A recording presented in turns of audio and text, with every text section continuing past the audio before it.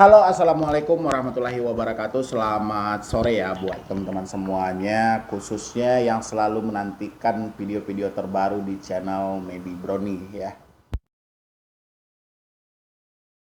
Jadi hari ini itu yang mau kita bahas itu tentang gagal bayar di Bantu Saku plus Indosaku ya, Indosaku gitu ya, karena banyaknya email yang masuk dari teman-teman semuanya, dan hari ini saya mau bahas tentang hal ini ya buat teman-teman semuanya. Jadi sebelum saya lanjutkan untuk membahas tentang DC Bantu Saku ini by email ya, by email yang masuk ke Medi Brony, ini ada DC Bantu Saku mengancam menggunakan data untuk melakukan pinjaman lain ya. Tapi sebelumnya buat teman-teman semuanya yang baru bergabung di channel Medi Brony, silahkan disupport dulu, didukung dulu supaya channel ini makin berkembang lagi dan pastinya bisa memberikan selalu motivasi dan edukasi buat Anda semuanya gitu ya. Bagi yang mau, bagi yang tidak mau duduk manis saja. Terima kasih Anda telah masuk ke channel ini, telah bergabung ke channel ini. Mungkin Anda pindahan dari solusi utang, jumpa Medi Brony dan akhirnya jumpa juga di sini gitu loh ya. Kita bahasnya juga sama, cuman lebih ke email telepon dari teman-teman semua. Tentang ancaman dari DC Bantu Saku ya, cuman di sini ini kita tidak dilengkapi bukti ya dari Bapak Nur apa nih, Umar, oh, bukan Nur, mohon maaf, Umar Hidayat ya di sini ya. DC Bantu Saku mengancam menggunakan data melakukan pinjaman lain. Nanti boleh kalau Pak Umar Hidayat sedang menonton, boleh dibalas email ini, saya balas ini, kirim bukti pengancamannya ya, yang mengatasnamakan Bantu Saku, oke ya.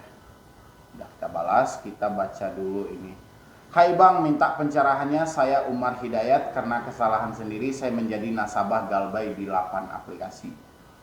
Apa yang harus saya lakukan ketika ada pihak DC Bantu Saku mengancam menggunakan data untuk melakukan pinjaman di fintech lain? Itu gak ada masalah ya.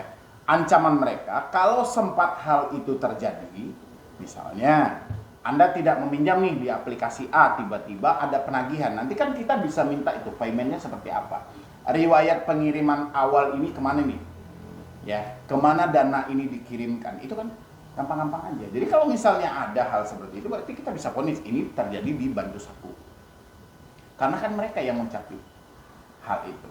Cuma kembalinya lagi ke diri kita aja, kita tidak boleh juga terlarut dalam ancaman yang seperti ini. Jadi kita harus memaksimalkan pemikiran kita itu supaya kita tidak hanyut dalam ancaman-ancaman bodoh seperti hal ini. Karena ancaman buat minjam di aplikasi lain itu dari dulu sudah banyak ya. Pasti aplikasi yang ingin dia jebol itu adalah aplikasi ilegal. Sementara untuk ilegal itu kita nggak perlu bayar kalau hal itu terjadi. Cuma otomatis kan nama kita dirugikan ini. Berarti kita kantongi buktinya nanti. Ini karena buktinya tidak lengkap dari teman-teman semuanya, nanti bisa dikirimin kembali bukti ancamannya itu biar lebih valid lagi. Habis itu ini, Assalamualaikum Bang Medi, pertama saya mohon untuk tidak di-share ya Bang percakapan email. Saya sudah terlanjur membacakan, bagaimana lo ya. Saya bacakan aja ya, Saya ada 2 pertanyaan Bang sebelum saya jelaskan kronologisnya.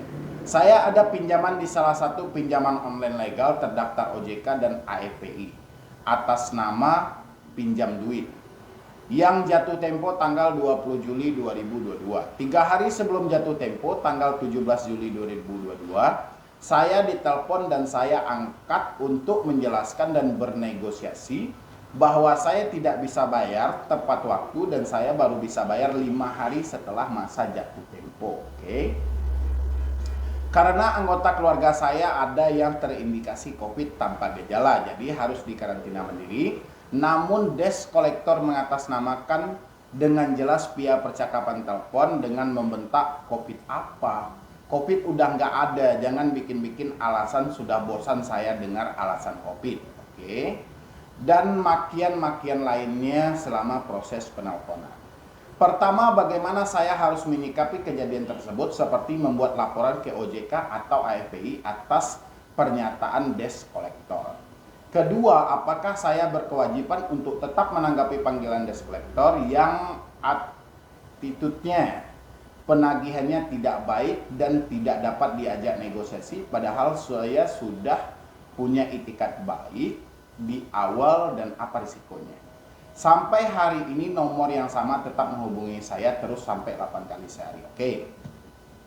Untuk Anda membuat laporan ke OJK ataupun Asosiasi Fintech Pendanaan Indonesia, itu pertama dilengkapi dengan bukti yang valid. Apakah mereka menyebutkan mereka dari aplikasi mana? Kalau iya, coba kirimkan ke ruang pengaduan yang telah difasilitasi oleh OJK. Nanti kita tunggu urutannya. Ya, biasanya OJK akan membalas setelah 1 minggu, 2 minggu, 3 minggu, bahkan 1 bulan, bahkan tidak dibalas sama sekali. Nanti kita tunggu dulu tanggapannya, yang penting kita mencoba dulu ya. Kalau dilengkapi dengan bukti yang valid, tapi kalau hanya sebatas rekaman, rasa saya OJK tidak akan menanggapi. Ya, tanpa menyebutkan nama aplikasi yang jelas. Habis itu, apakah saya berkewajiban untuk tetap menanggapi panggilan operator? Untuk menanggapi panggilan atau tidak itu kembali ke diri Anda. Karena semuanya nomor baru. Sementara itu Anda juga bekerja pasti juga membutuhkan smartphone Anda. Dan ketika Anda tidak mengangkat telepon, Anda beranggapan itu terjadi dari pinjol, bahwa pinjol yang menelpon Anda, kenyataannya tidak. Ya, malah teman Anda yang menelpon. Jadi ini serba rumit ya. Jadi kalau soal Anda mau mengangkat atau tidak itu kembali ke diri Anda ya. Kalau Anda sanggup rasanya untuk berkomunikasi, lakukan. Tapi kalau Anda tidak sanggup untuk berkomunikasi, hentikan sampai di sini. Ya. Habis itu penagihan tidak baik dan tidak dapat diajak negosiasi, padahal saya sudah punya itikat baik di awal. Apa risikonya? Risikonya nggak ada. Risiko sesuai yang disampaikan oleh OJK, wajib menagih 90 hari. Setelah 90 hari, para debitur tidak boleh ditagih lagi dan data diserahkan ke otoritas jasa keuangan. Dan kalau mereka masih menagih Anda setelah 90 hari, berarti mereka telah menyalahkan aturan yang ada. Dan tinggal kembali kepada Anda. Aturan OJK aja mereka lompati, gimana kita harus mentaati aturan mereka? Ya, yang penting cara berpikirnya dimaksimalkan aja, supaya tidak terjadi hal-hal yang merugikan diri kita nantinya. Ya, yang penting teman-teman semuanya ikut aja channel ini. Nanti Anda bisa juga pindah ke solusi utang. Ya, Anda bisa lihat lagi video saya di situ. Saya menerangkannya. Atau bahkan Anda juga bisa bergabung di grup WhatsApp. Nanti juga menyusul di channel Medi Brony ini, kita juga akan membikinkan nanti untuk Anda bergabung dan berkonsultasi secara langsung. Ya, tapi perlahan dulu. Saat ini baru tersedia itu di solusi hutang MB. Ya, insya Allah kedepannya di channel Medi Brony kita juga akan munculkan sesi. Cuman itu aja dulu. Dan tadi yang katanya tidak berkenan untuk di-share, tapi ini sudah terlanjur. Nanti saya bisa untuk sensor aja nama Anda ya. Jadi mungkin dari saya cuma itu aja dulu. Terlebih dan terkurang saya mohon maaf. Mudah-mudahan bisa membantu teman-teman semuanya, terutama yang sedang panik dan sedang stres. Ya, jadi sekian dulu dari saya, Medi Brony. Wassalam.